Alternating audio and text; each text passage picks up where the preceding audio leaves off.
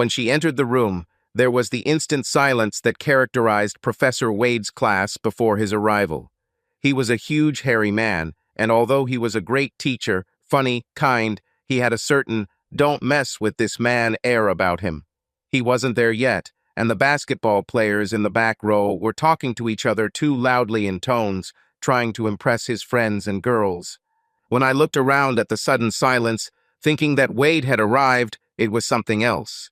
She was tall, almost 6 feet I guessed, with long dark hair tinged with pink that hung behind her in soft, heavy waves. Her face could easily launch the legendary thousands of ships. Her jeans were strategically torn, revealing the smooth, tanned skin of her legs from the inside. She was wearing a t-shirt that said, "Thunderbolts and lightning, very, very frightening, me, front." It was signed Galileo and featured an image of the astronomer. I loved the shirt, and what was inside was great. God, she was amazing. The jeans were also perfect. She looked around the room, and one of the idiots in the back row made a comment. "Hey, cutie, we have a chair back here." The look she gave him made him freeze mid-sentence, and she walked towards the front. To me, I always sat in the front to avoid distractions. The chair next to me was empty, and the goddess took off her backpack, carefully placed it on the floor, and sat down. As I passed by, I smelled the subtle scent of her perfume. It was Creed, Windy Flowers. I knew this smell because my sister wore it, and I knew how much it cost when buying giftfully. She looked at me, and the dark tan of her skin lit up with a brilliant, dazzling smile. "Hi, I'm Donovan," she said. "Don't call me Donna." I tried to speak, but all that came out of my paralyzed vocal cords was a stupid grunt. She laughed. I swallowed my saliva and tried again. "No, I won't," I said. "My name is Shaw." She laughed, extended her hand, and her long, slender, cool fingers squeezed mine. I just couldn't believe how well my day had turned out. Professor Wade walked in at that moment, and she whispered, "Shaw, I need that hand to take notes." I suddenly realized that I was still holding her hand, and it was terribly embarrassing, then suddenly funny as we laughed together.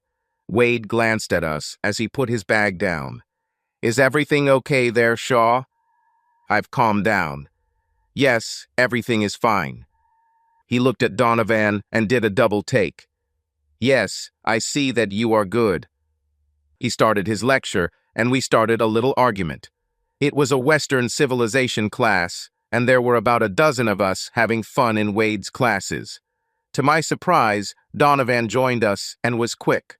She knew what she was thinking and wasn't shy about saying it. She was using her iPad to take notes, and I saw that she was recording the lecture. We were putting our things away after class, and she said, "Shaw, aren't you taking notes?" No, I'm listening." "You never take notes?" "No, I don't really need them, Donovan." "What's your GPA?" she asked. I laughed. "Gee, you really ask a lot of questions, Donovan. Is there any reason you need to know my GPA?" She blushed a little, and it did amazing things to her complexion.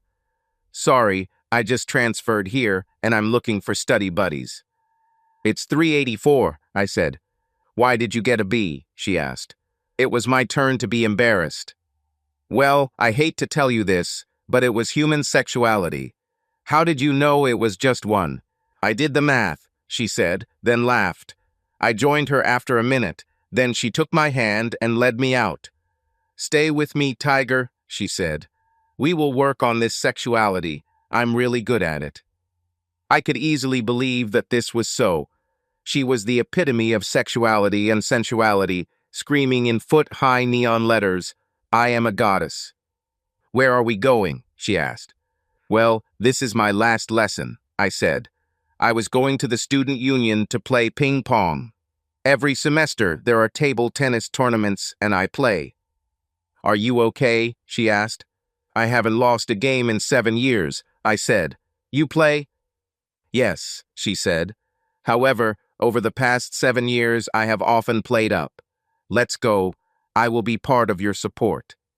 Along the way, I learned that her last name was Mace, that her father was some important person at the university, that he had a good humanities department, and that they had moved from San Diego, where she grew up. "Have you lived here all your life?" she asked. "I was born in Portland, but we moved here when I was about 2 years old. My father works for Raytheon Missile Systems." "What is your main profession?" she asked. "This is electronic engineering. I have a higher education in philosophy. With my first dream of human sexuality shattered, engineering seemed like the only choice." She was laughing. "You have a great sense of humor," she said. She leaned over and whispered confidentially, "You're hot too." I was taken aback by this and desperately searched for some witty remark. She saved me. "I'm a biochemistry major. I want to do drug research." "Well, that sounds interesting, and I'm sure you can do it," I said. "Tell me why you don't take notes." "Well, I have a very good memory," I said. "I tried taking notes, but it just distracted me from the lecture, and I'm better off just listening. If there are things like lists or terms, I get them, but the system doesn't seem to work for me." "Will you study with me?" she asked. "I will do whatever you let me do to you," I assured her. She smiled at me adoringly, and I decided that if she needed to kill someone, I would be her liaison. I knew the other players in the tournament quite well. We all played and joked together. I think they were a little shocked when I walked in with Donovan on my arm. I introduced it to everyone, and we played to warm me up. She was a very good player. I figured she could beat most of the guys in the tournament. She used a shallow grip, and I used a grip I learned from the Chinese roommate I once had. She made me sweat, and it was time for my first game. I won easily, and we had a drink and watched other games. Celia Langford asked Donovan if she wanted to play a game, and I watched as Donovan destroyed it. In the second round, I met my friend Curtis, and he was the second best player of the tournament. It was a shame, actually, because he probably would have made it to the final if he had been lucky in the draw. It was close, as always when I played him, but I won, as always. The third game was pretty easy, and I won the $100 prize. Donovan came over and kissed me on the cheek. "Hey, now you can afford to invite me to dinner," she said. "I'd love to take this lady out to dinner," I said. "What time and where would you like me to pick you up?" She gave me her details, and we agreed to have lunch at 7, which meant I would pick her up at 6:30. She kissed my cheek again and disappeared, the faint scent of windflowers being the only reminder she left behind. I went home in a daze. I could not think of anything except this glorious woman, girl, sorceress. I had no idea why she chose me, but apparently she did. I wasn't a complete failure. I knew I looked normal, and I never had problems dating. I was tall, so even if I was as tall as she was, it wouldn't have been a problem. I've been involved in sports since the 8th grade. I was lifting heavy weights, working out my muscles, and maybe she liked it. Anyway, I was seriously amazed and felt like the king of the world. She was gorgeous in school clothes, but dressed for the occasion, she was simply stunning. She wore a cream and brown off-shoulder sweater dress. It crossed the line of her amazing breasts, highlighting her amazing body, showing off her round ass. What an ass that was! God, it was driving me crazy. I wanted to follow her just to look at it. She knew what she looked like, but she wasn't as vain as most of the beautiful women I know, but she still showed what she had. Although I didn't know anyone who looked like her, I helped her sit up. I had one of the new Ford Broncos, a black diamond with a Sasquatch package. It was a little tall, and I could get a good look at about a mile of incredible tanned muscular legs. She settled down, and I walked around her and climbed inside. "Okay," she said. "Do you have a job, Shaw? How did you allow yourself to do this?" "No work," I said. "I had everything ready, but my father intervened. I told you he works at Raytheon, and he's a big deal there. He told me he wanted me to focus on my education and be a kid. He offered me any car I wanted within reason, and that was what I wanted to roam the desert, and this baby is the ticket. He also pays my rent and gives me money, again within reason. I like being a child." I patted the dashboard. "And you?" "Well, I don't actually have a job, but I get paid." 4. I attend social events with my dad. I'm kind of a housewife and I get paid well. Oh, your mom doesn't like to talk? I have no idea, she said. I haven't seen her for about 10 years. Oh, sorry. I guess I got involved in it. She was laughing. You couldn't have known. My mom and dad are divorced, I said. I lived with my mom until last year, but my dad is still around and I see him often. They seem to go their separate ways. They're not enemies or anything like that. Where do you live now? She asked. I have an apartment and a roommate. Keith is a computer geek. He's a good guy, just a little clumsy. I knew that she should live with her father because I had picked her up in a good home, and it was not a place where a student could live alone. I took her to the grill in Hacienda del Sol. I had reservations, and we arrived on time. Donovan, are you old enough to drink? I asked her. She giggled. Yes, I'm 23. What about you? Yes, 24, I said. The food was great, and the company even better. I should have asked. Donovan, are we just going to be study friends, or can I take you on a date? You have a boyfriend? She took my hand and squeezed it. No boyfriend. Are you applying for this position? I laughed. Hell yes. I mean, God, Donovan, who wouldn't? She smiled and blushed a little. This is very nice. I would like to go on dates with you and be friends from school, but I'm not ready for a serious relationship, you know? I'm 23 and about to finish my studies, going to grad school, starting a career before I was ready for something like that.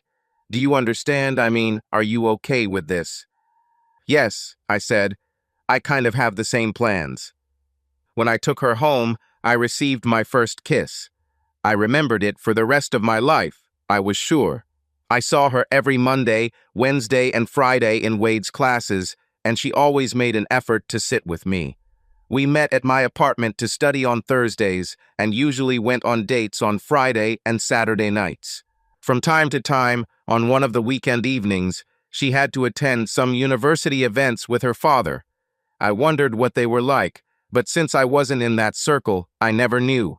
I met her father, and although I liked him enough and seemed to treat me well, I knew when I first met him that we would never be close. He was one of those guys who was impressed by his own accomplishments. Everyone called him Dr. or Mace, and he was pompous and pretentious. I constantly wondered how such a smug jerk raised a daughter like Donovan in the first place. She seemed to love him and get along with him, and he and I put up with each other. She was sometimes difficult to read. We spent quite a lot of time together, but I really knew very little about how she spent her time when we weren't together. It bothered me a little, but when we were together, she was completely devoted to me. When she focused on me, she had an approach that made me feel like you are the only person on earth. There was very little conversation between us about who exactly we were. Were we boyfriend and girlfriend? Were we just friends hanging out, or was there something more? Everyone who knew both of us seemed to be under the impression that we were a couple, but I was curious, so I spoke up about it. Donovan, are you my girlfriend? I asked one day in the car on the way home from the movies. Do you want me to be her? She asked. I'm out of my mind? Of course, yes. Well, you have to ask people if you want to know something, she said. I think I just did it. No, you didn't, she insisted. You asked me if that was true. If you want me to be your girlfriend, you have to ask me to be your girlfriend. Donovan, will you be my girlfriend? She placed her hand in my free hand. I thought I already was, she said, giving me a sidelong glance. My God, I had to laugh. You are the most infuriating person. She giggled. Yes. You know what a relationship is, right? What? I asked. When you're talking and suddenly find yourself sighing with regret. I mean, you still love them and all, but they just said something so crazy that you regret knowing them. Then they giggle like crazy. Crazy gremlin, and think about the next totally weird thing they'll say when you finally respond with a clap. You're crazy, I said. There is something seriously wrong with you. But since I have you in the car, it gives me the opportunity to ask you again. Do you want to be my girlfriend, Donovan? Oh yes, can I? I nodded. It's official. What are we going to do now that it's official? She asked. Whatever we want, I said. Can I choose anything? She asked. Your wish is my law. Okay, how long have we known each other, Shaw? Years, I said. She was laughing. No, really. 4 months and 19 days, I said. Wow, Shaw, that's impressive. You know all day. I think that's enough, she said. I want to spend the night with you. Are you serious? She gave me one of her glances, raising one eyebrow. You haven't even thought about it. Look at me. I am cute. I had to laugh. Yes, I know. You're more than sweet, Donovan. You are the hottest woman I have ever seen. Hell yeah, I thought about it. God, I don't think about anything else. I didn't know you'd want to go there right now. Listen, ignorant, what the hell am I supposed to do? I spend most of my time with you. I kiss you every time you take me home. Lord Shaw, I was already starting to think that you are of the wrong orientation. I laughed. Well, I don't. You're unlike any girl I've ever met, Donovan. I was going to wait however long it took. You're special to me, and I didn't do it. I don't want to do anything to put pressure on you or scare you away. Awa, that's so cute, she said. You won't scare me away. I think you're special too. That's why I want to spend the night with you. I think I love you, Shaw. I am not a woman of easy virtue. I was stunned. Jesus, did she think she loved me? Well, I was sure that I loved her, and at that moment I felt like the happiest guy on the planet. Take me home, she said. I need to pack my things and tell Dad. Is it true? Are you going to tell him? You'll spend the night with me? No, I won't talk specifically about you, although he will know. I'll get in your car. I'm a grown woman. I don't need to tell him everything I do, but I do need to tell him that I won't be home. It's just respect. Yes, I agree, I said. Will he be angry with me? I have no idea, she said. I don't care. What about you? Well, I don't want to get kicked out or anything, I said. She was laughing. He won't be so angry. Forget about him. I didn't want to go in and find out how angry he was, so I stayed in the Bronco while she ran away. It took her about 15 minutes. I took out my phone and played Van Halen's When It's Love.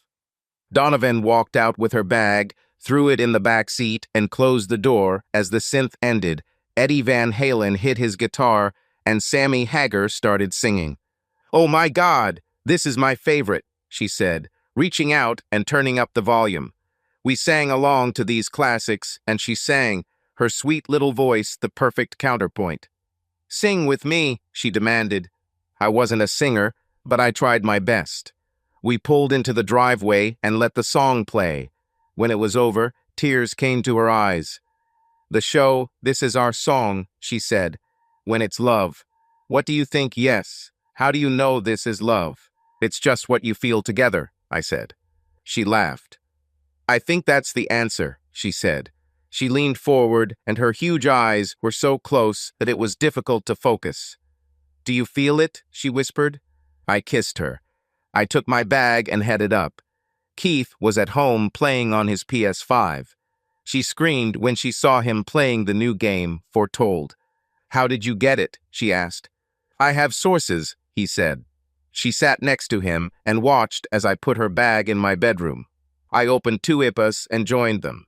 They became friends, and with her, Keith lost his usual paralysis in dealing with women. He actually talked to her, which was rare for him.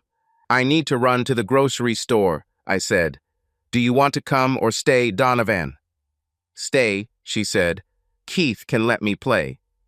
Do you need anything, Keith? I asked. No, I'm fine. I ran, and when I came back, Donovan was playing and giving him instructions. I smiled and started eating dinner. I could hear them as I worked, arguing like little children about what to do next. I was almost finished when she came into the kitchen. Smells delicious, she said. What can I do? Pour some wine, I told her. The bottle is breathing there. Yell at Keith and tell him 5 minutes. She let him know. He always needed 5 more minutes, but I could hear him saving the game. He listened to Donovan. We ate, and Keith gradually realized that Donovan was staying. When the realization fully dawned on him, he felt a little uneasy and told us that he was going to the local gaming club. "After this, I'll go to Abe," he said. "We'll probably play all night." After all, he had some social skills. Donovan and I relaxed on the couch and watched a horror movie. We spent this night together. She was a goddess. I have never seen a more beautiful, sexy, seductive woman. I am a lot of beautiful women, but no one likes Donovan. She was younger, healthier, but at the same time, she simply radiated sensuality. I had no idea that I would ever have the chance to be with someone like her. "What?" she asked. "God, Donovan, You're so beautiful, baby." "Stop it, you're embarrassing me," she said. "I just think you have it all. You could be with anyone. I mean anyone. You can make millions just from your looks." She laughed. "Thanks, but I'm not interested in just anyone, and I'm never going to use my looks to make money. I want to be loved for myself, not for my looks." She held out her hands to me. "I just need you, Shaw." I knelt down next to her. "I know what you mean. I only want you to. Believe me, I love you for who you are. You are smart, funny, caring, warm, but you are also the most beautiful woman I have ever seen. I love every part of you." We rarely parted. She didn't live with me directly. She still left things at her dad's and spent time there, but most of her clothes and personal items now took up space in my closet, drawers, and bathroom. She loved Keith as much as I did, but I felt like we were getting in his way, and he felt the same way. I talked to my father and told him I wanted another place. "You are sure?" he asked. "I'm sure," I said. "Donovan lives with me, basically, and we're embarrassing Keith." He met Donovan and fell in love with her. "Can you wait a week?" he asked. "What will happen in a week?" "Well, you know that I own a rental apartment, Placida Mesida Dorada?" "Yes, but what about her?" "Well, the couple who rented it are moving to Seattle. She's available next week. Let's set up a meeting, and we can take Donovan there to see if she likes it." "Hey, am I finally chopped?" I asked. He laughed. "Look, boy, we both know it's women who matter. You'd live in a tent with her, sleep in the rain, if she asked." I had to laugh. "When did you become so smart? 5 years ago, you were dumb as a plug." He laughed. "I'm still dumb as hell. Ask your mother. I know a thing or two." "Dad, how much does it cost to rent this place?" I asked. "You'll probably have to pay a lot for this. Won't it cause you financial difficulties?" "It's none of your business," he said. "Seriously, Shaw, I'm fine. You will inherit peace when I die. You and your sister will get rich. I told you that I want you to focus on education. Once you get your degrees and find a job, you'll start paying for yourself. It's my job to give you a start in life. I am your father." "Don't think I'm not grateful," I told him. "I'm grateful. It's just. Don't worry about it. Just don't kill me to inherit me." I laughed. "I don't know of any assassins yet." I talked to Donovan and told her I was thinking about moving. "Where?" she asked. I told her. "I don't think I know where it is," she said. I had time to give. I couldn't go. I wrote to my dad, and he agreed with the people who rented the house so that we could go look. As we drove, I saw her looking back. "Jesus, Shaw, these are damn good places." "Well, I hope you like it," I said. "It will definitely be different from my apartment. First of all, there will be no Keith." She giggled. "Poor Keith. He loses both his playmates and his roommate." "He will feel relieved," I said. "He can sit in his boxers and have 3-day-old pizza boxes with 2 slices of pizza to snack on." We pulled up and her eyes widened. Dad was already there. He came up and opened the door for her. "Hi, dear. They're not here, so we can just come in and look around."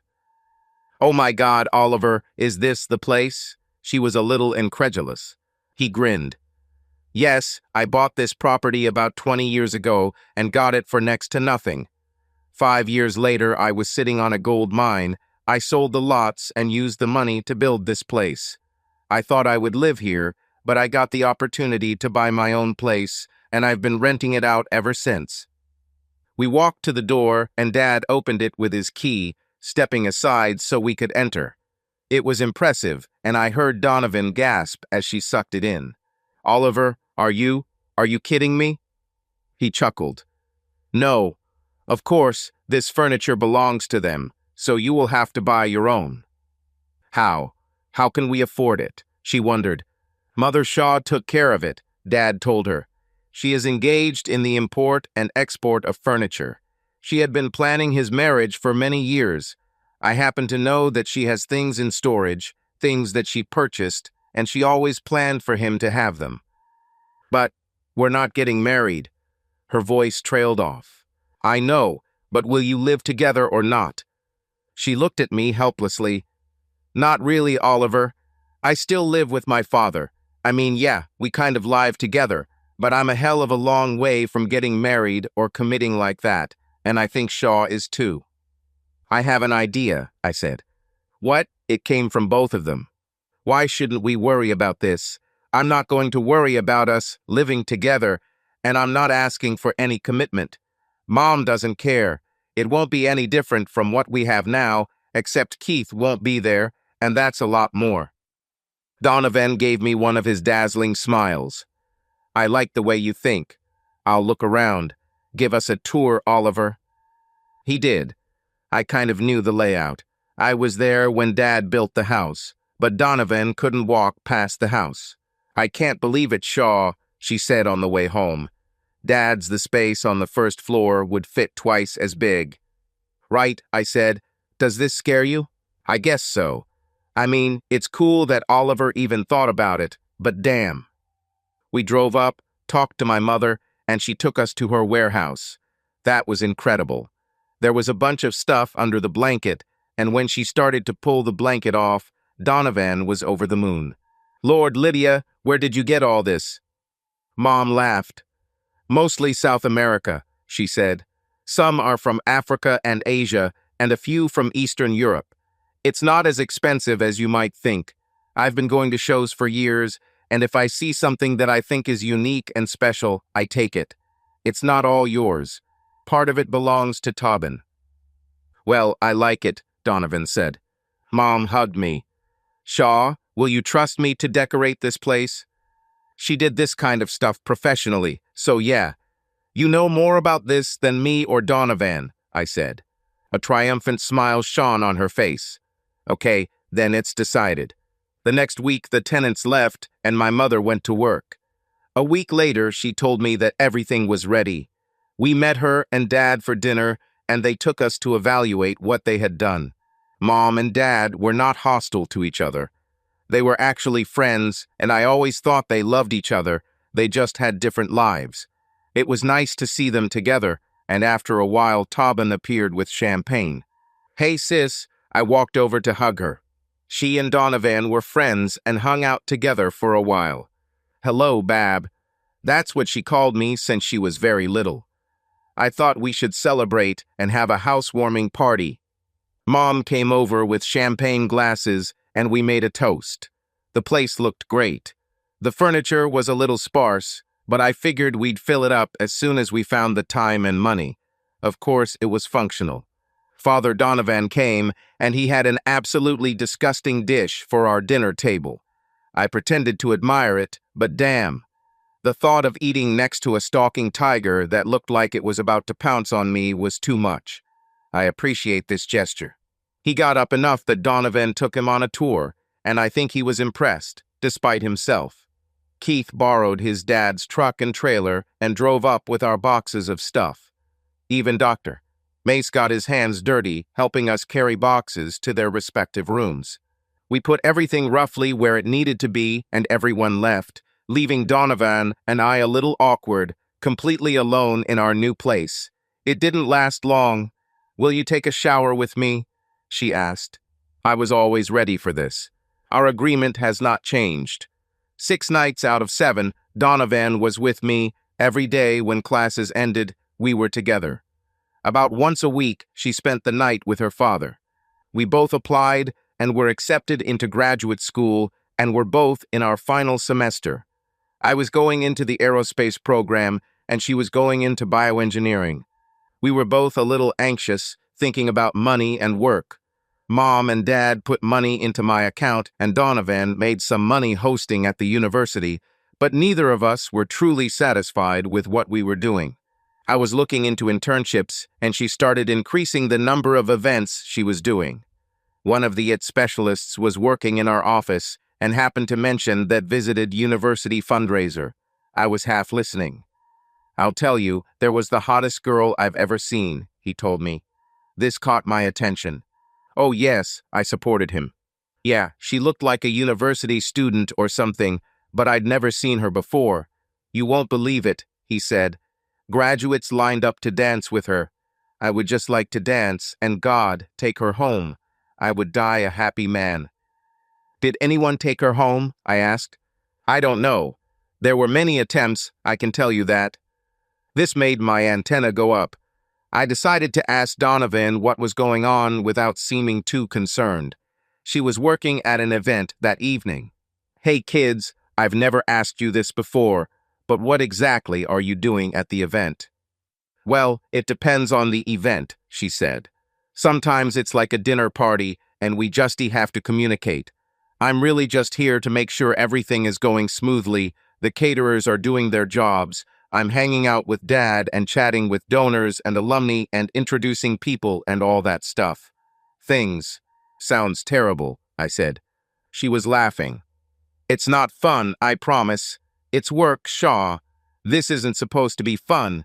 Most people are around Dad's age, but I have to look and act like the person I'm talking to is the most interesting person on the planet."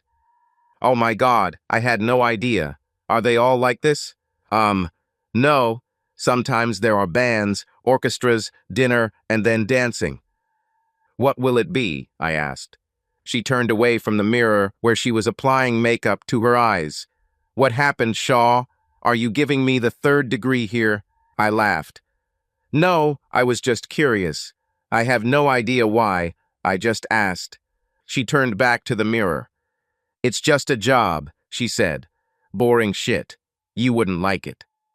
I walked away and was scrolling through TikTok when she came over and kissed me. She went to the kitchen and came out with a bottle of water. "See you in a couple of hours." She kissed me again and disappeared. I turned on the TV and watched some boxing. I couldn't get a conversation with its specialist. I got up to get me a beer. Walking into the kitchen, I noticed Donovan's phone on the counter. Apparently, she put it down to get a water bottle and forgot. I wondered if she would want this. I thought that I wanted her to have it in case she needed anything. Her car broke down or something, so I decided to take it to her. It would also give me a reason to be there, although not a very compelling one. The event was held at Lodge on the desert, and I kind of knew the place. I've been there once or twice. When I walked inside, it appeared that almost the entire venue was booked for the event, at least the event rooms. I looked into the couple, but saw no sign of Donovan. There was music coming from the palm room, so I popped in for a quick look. They had a small band playing jazz, and about 50 couples were dancing, and there would have been twice as many on the lawn. It was a big party. One of the employees came over with a tray of champagne glasses and offered me one. "No, thanks," I said. "Tell me, do you know any of the guests?" "Some," he said. "The university uses the halls quite often for events." "Do you know who Donovan Mays is?" I asked. "Yes, Dr. Mace's daughter," he said. "Did you happen to see her around?" "Yes," he said, pointing to the other side of the room. "Isn't that her?" I moved so that I could see where he was pointing. It was her. She was dancing against the wall with someone I recognized. He was a Heisman Trophy candidate at quarterback a few years ago and had a short NFL career. Another graduate. "Thanks, man," I said and started walking around the room, spinning around so as not to disturb the dancers. As I got closer, I became more and more worried with every step. I expected her to dance with me, but not with anyone else. He held her too close. I stopped, stunned, and watched for maybe a minute. I was angry, incredibly hurt, and in shock all at the same time. What did she do at these events? Well, to hell with it. I shook off my frozen status and walked up to them. Her eyes were closed when I approached, and her partner, seeing me and perhaps noticing the expression on my face, turned half away from me. "Don't worry, dude," I said. "I'm just here to deliver her phone." Her eyes widened when she heard my voice. Her mouth dropped open in the shape of a cute little Cheerio girl under different circumstances, and I shoved the phone into her hand. As I was leaving, I heard it fall to the floor, and she shouted after me, "Show." I walked on, walked out the door and headed to my car, started it and drove away. I saw her at the entrance, looking for me, and she noticed me as I drove out into the street. She took a step forward and I saw her mouth move, then she turned the corner. I just drove along, almost not realizing where I was. My brain seemed unable to think and I was just a robot. I stopped at a traffic light and suddenly became angry, a red explosion of rage, and screamed, "Fuck!" and slammed his fist on the steering wheel. I was vaguely aware that something was trying to reach my consciousness, and I realized it was my phone vibrating in the passenger seat. I looked at it, and it was her. "Dark Enchantress," my screen said. "I'll have to change that." I didn't feel enchanted at all. I threw him back on the seat. Now I needed to figure out where I was going. I didn't want to go home. She would come there, and I had no time for her. I pulled into the Circle K, went inside, and bought a large Dr. Pepper in a styrofoam cup. I sat down and drank absent-mindedly. Suddenly, I understood. I drove home, packed up my campsite and camping gear, and left. I stopped at the supermarket, filled my refrigerators with food and drinks, filled them with ice, and drove on. One of my favorite places on the planet is Pooch Ridge Wilderness. I hadn't been to half the places I wanted to go, and I was getting ready to dive into the wild to clear my head and figure out what to do. I decided to let my parents know that I was safe and would not be available, so I sent them a message while I was still in signal range. My father answered me, "Okay, have fun."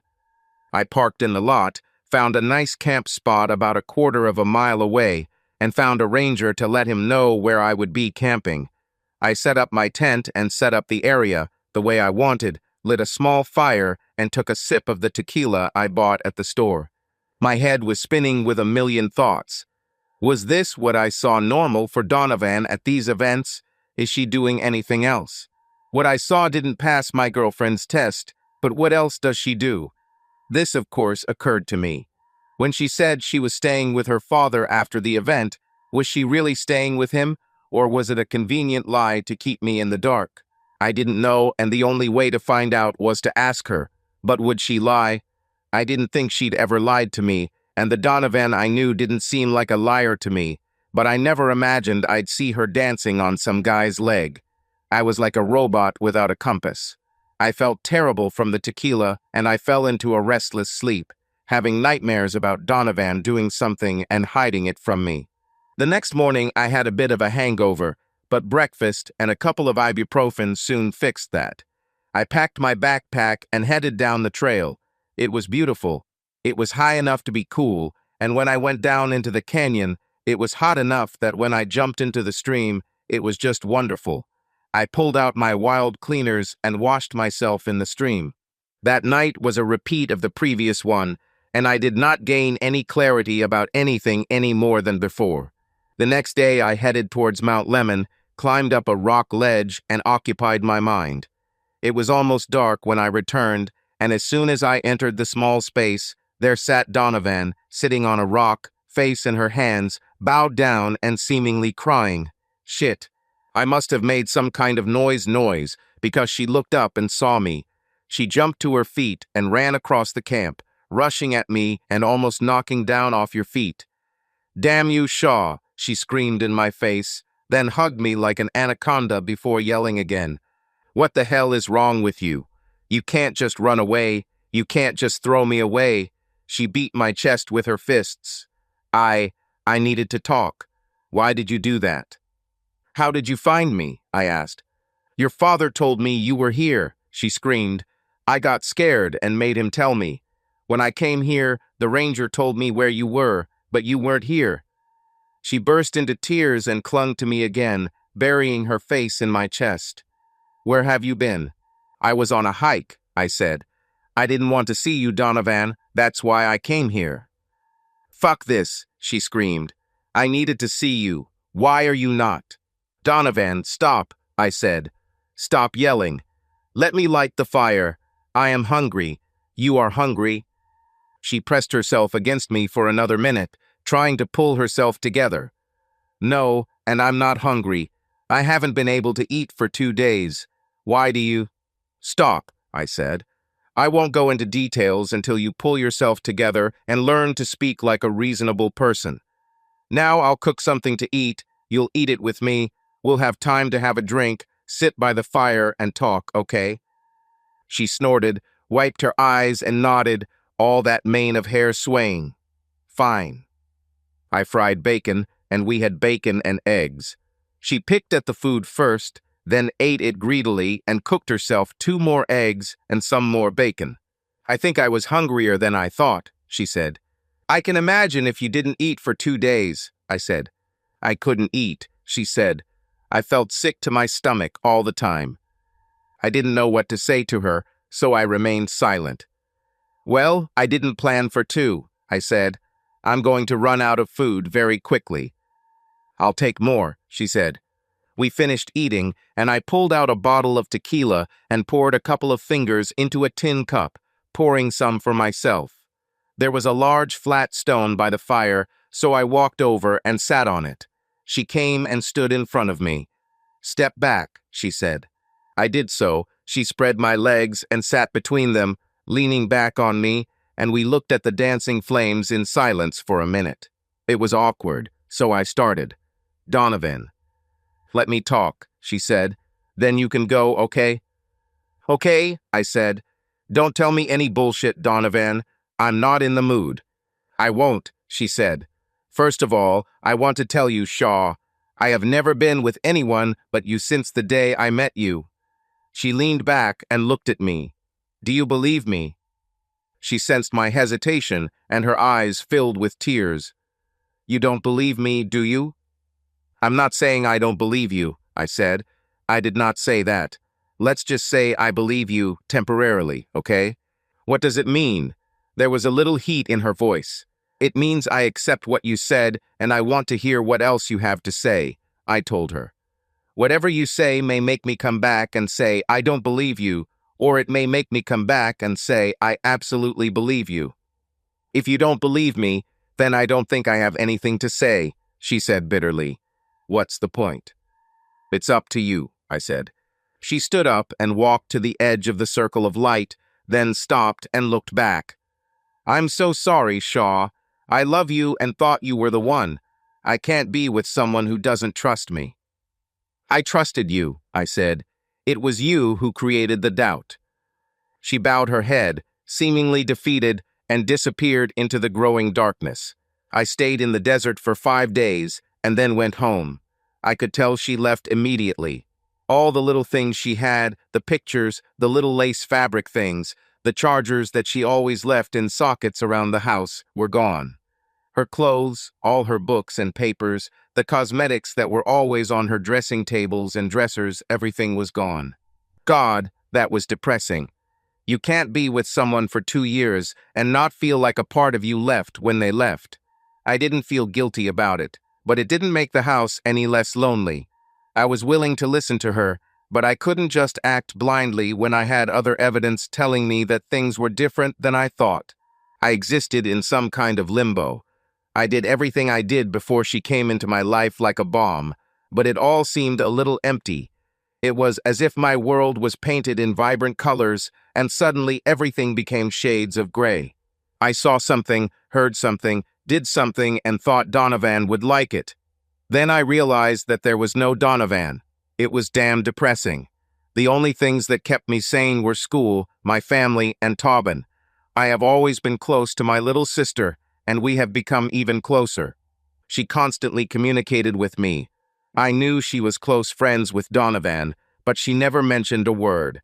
I could tell Dad was disappointed with how things turned out, but Mom was much more straightforward.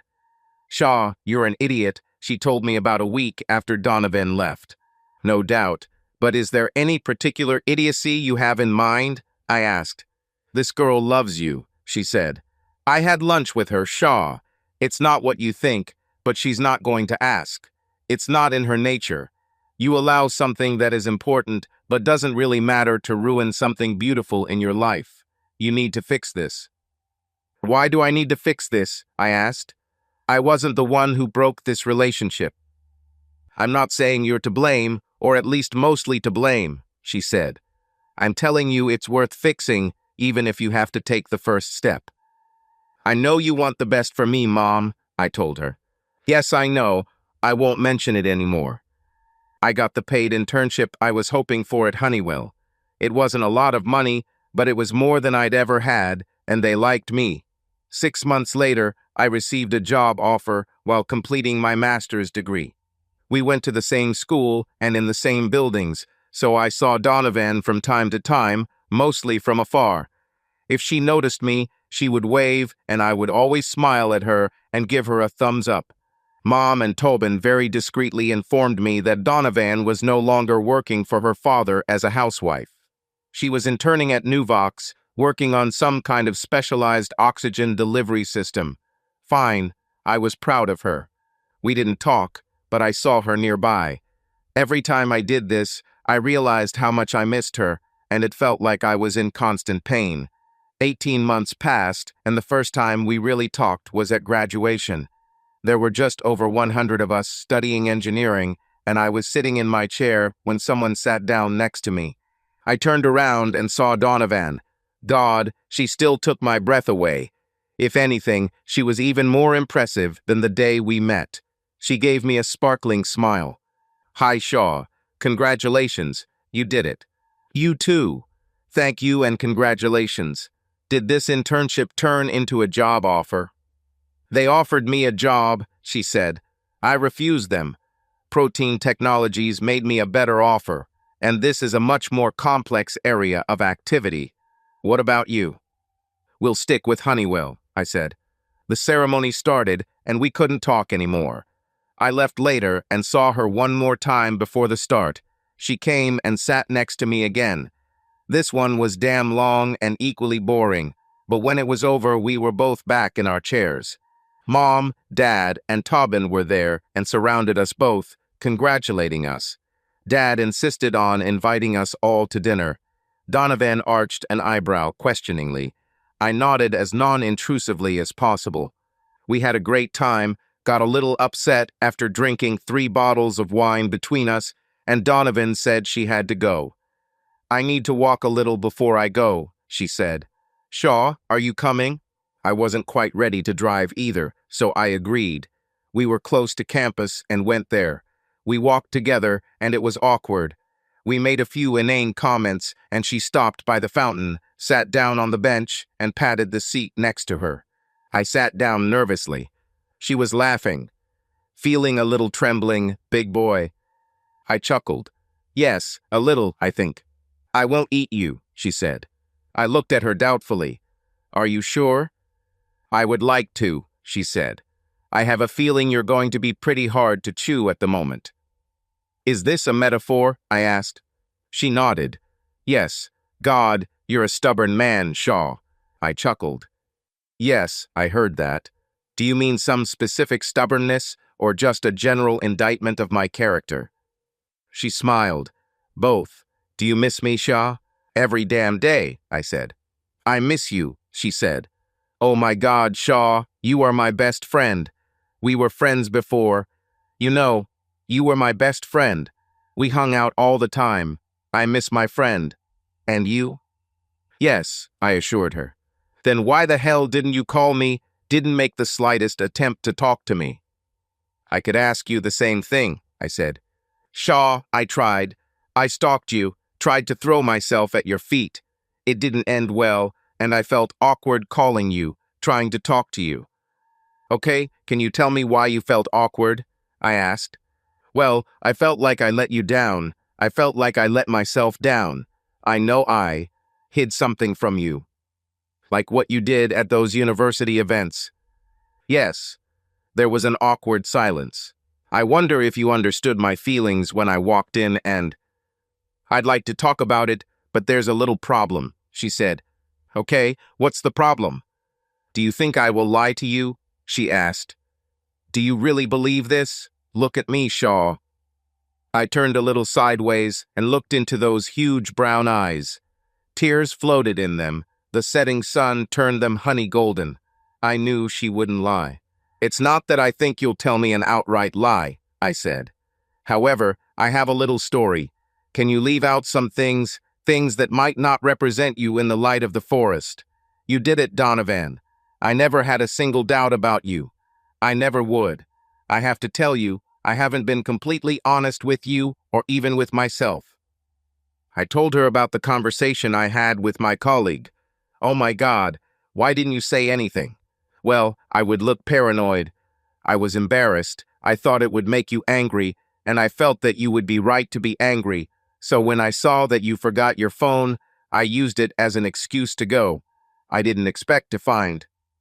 I didn't finish the thought, and she sat there for a minute, obviously thinking about what to say. I had one more thought. When you ask me if I think you would lie to me, no, I don't think you would. My problem is that I never doubted you for a second, but I never had the slightest idea what your role was in these matters. Events, but you never told me. It wasn't entirely a lie, but it wasn't entirely true either. I still don't know. She bit her lip, and I could see her hands shaking as she clasped them together. She sighed. I won't miss anything. I won't lie. I'll tell you everything. Do you want to do it here? What do you suggest? I asked. Shaw, I want my best friend back, she said. Whether we are lovers or not, it will happen or not. Can we hang out like we used to? I want to come to us. To your home, just hang out and talk to you, be with you. I want to tell you everything, but I'd like it to be in an organic setting. Can I come tomorrow and bring dinner? Yes, I'm fine with that, I said. Donovan. What? She looked at me. I just wanted you to know that I missed you. I thought I was a fool. I would do anything for you to ignore all this crap, move to a hut in the desert. I love you. She immediately hugged me. No, Shaw. You shouldn't feel this way. I would do anything to be with you. Now I know this, but I need to make it clear. Do it right. Let's do this, I said. She pulled me up, and I walked her to the car. I opened the door for her, and she turned and looked at me from under her incredibly long and thick eyelashes. Shaw, can I give the key back? I laughed, pulled the keys out of my pocket, and gave her the house key. Do you remember the security code? Yes, she said. See you tomorrow evening. She stood on her tiptoes, quickly kissed me, and disappeared. When I got home from work, I stopped and bought her favorite Cabernet, cheesecake, and a yellow rose. Her car was parked in the driveway, and the smell of cooking filled the house. It smelled amazing. The garlic and oregano created a real aroma. I went in and put my bag away, and then went to the kitchen. I knew she knew I was there. She would have heard me disabling the security system, but she was busy. She took my breath away. She was wearing a small yellow dress. Her hair was pulled back into a messy bun that showed off her graceful neck, and her shoulders were bare. The dress barely covered her fantastic ass, and she wore strappy platform sandals that showed off a mile of gorgeous legs. I sat down next to her, hugged her, brought the rose I had, and pressed it to her cheek. She looked up and back, a little shyly, and gave me a small smile. Hi, Shaw. Rose is beautiful. Dinner will be ready at 30. Do you need to clean up? Hey, beautiful, I said. Yeah, let me take a quick shower. By the way, it smells very tasty. I hugged her and went to clean up. Dinner was as delicious as it smelled, but a little awkward.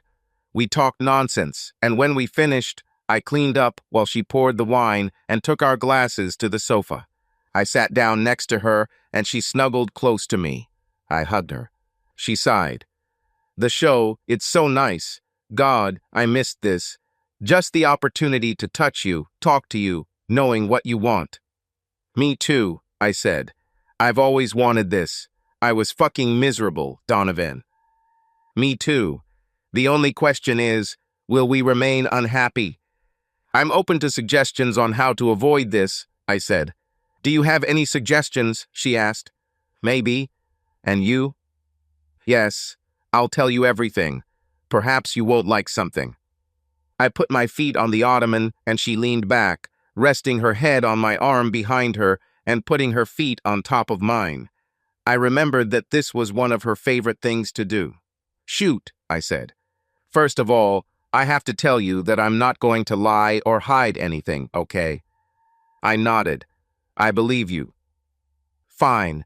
Shaw, when I was about 18, I started working as a hostess at university fundraising events where my dad was an administrator. The university needed donations from alumni. You know that, right? I don't know much about it, I said. I know these things happen, but I have no idea how much of the university's budget comes from tuition and state funding and things like that, and how much comes from donations. 7% of the university's budget comes from endowments, she said. It doesn't sound like much, but it's a $23 billion budget. Wow, I had no idea. Most people don't do this. Either way, fundraising is a big deal. I understand. My job was to make sure the fundraising went smoothly. I tried to get people to write checks. I didn't think you were doing talk, I said. No, that's not true. I swear to you, Shaw, dancing is all I ever do. Okay, it was some dirty dancing, and, God, this is humiliating. I kind of led some donors to believe that there was a possibility of more. I feel like a hoe telling you this, but I swear it will never happen. It meant nothing more to me than impressing them. Well, it's kind of unpleasant, admit it, Donovan. Yes, it is. I never really thought about it, Shaw, I swear, until I looked up and saw the look on your face. Now I have to doubt what you say. I don't think you're being honest with me. If you never thought about it, why did you let me believe that you were just babysitting the waiters? She sighed. I wouldn't be honest with you. She was silent for a minute. I think I wasn't honest with myself. I didn't tell you because I was lying to myself, telling myself that I was doing a good job, helping my father, earning money for the university. I think I knew it was shady, so I hid it from myself and from you. I nodded. Yes, I understand. I try to hide my shortcomings from people, including myself. I quit doing it that night, Shaw. I'm not very proud of myself for ever going beyond minding the waitstaff, as you put it.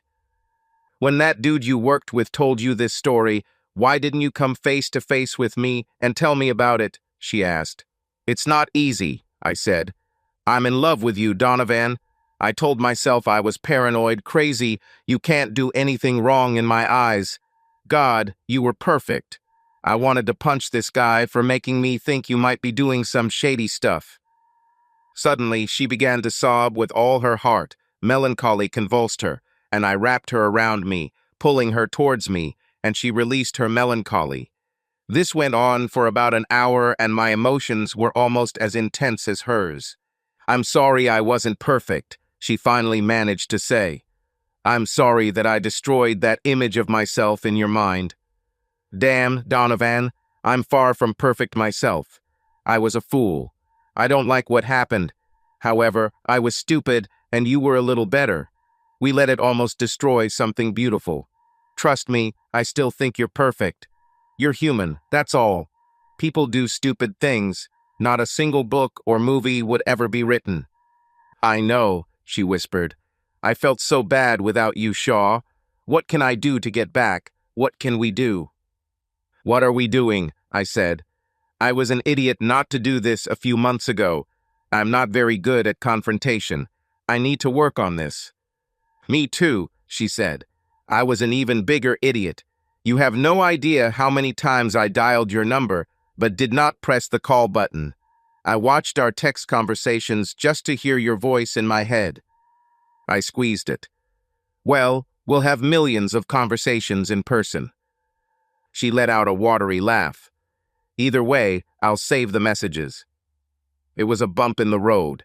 We resumed the friendship we had before we made love for the first time, walking slowly down the road, constantly going out, hanging out together, and that easy intimacy returned. I was a little wary, knowing that I didn't know anything, but she tried to overcome my hesitation. She was as intoxicating as ever. The dizziness of just being in her company felt like someone was slowly casting a spell on you. The feeling of euphoria that came over me was overwhelming, and she was the same provocative, sweet, and gentle girl I met on my first day in Professor Wade's class. Our work was successful, although we both spent more time at work than we wanted. She returned to our house, this time without any reservations and without leaving any of her crap with her father. 18 months after she returned, I knelt in a very nice restaurant, put a ring on her finger, and asked her to marry me. She squealed and danced to the applause of our colleagues. "Oh my God, yes," she squealed. "I want to marry you so bad, Shaw."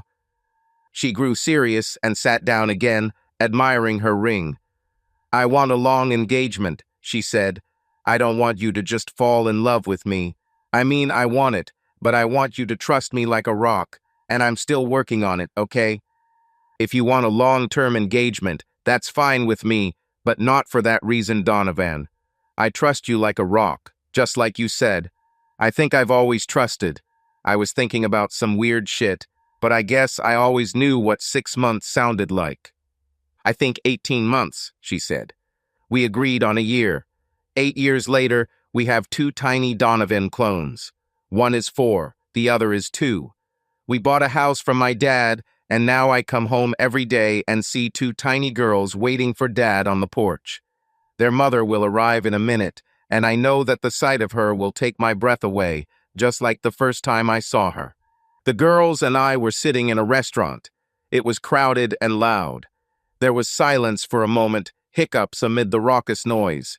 I turned and looked at the door. I knew what caused it, and here it is. She walked over to our booth, and when she sat down, the conversation resumed. She kissed me and turned to the girls. "Our mommy's babies having a wonderful day." All was right with the world. When it's love, everything is always right. Subscribe to our channel so that your second chaff doesn't cheat on you, and go ahead and listen to the next story, because this story is nothing compared to the next one. If you're under 18, don't even think about listening to the next one.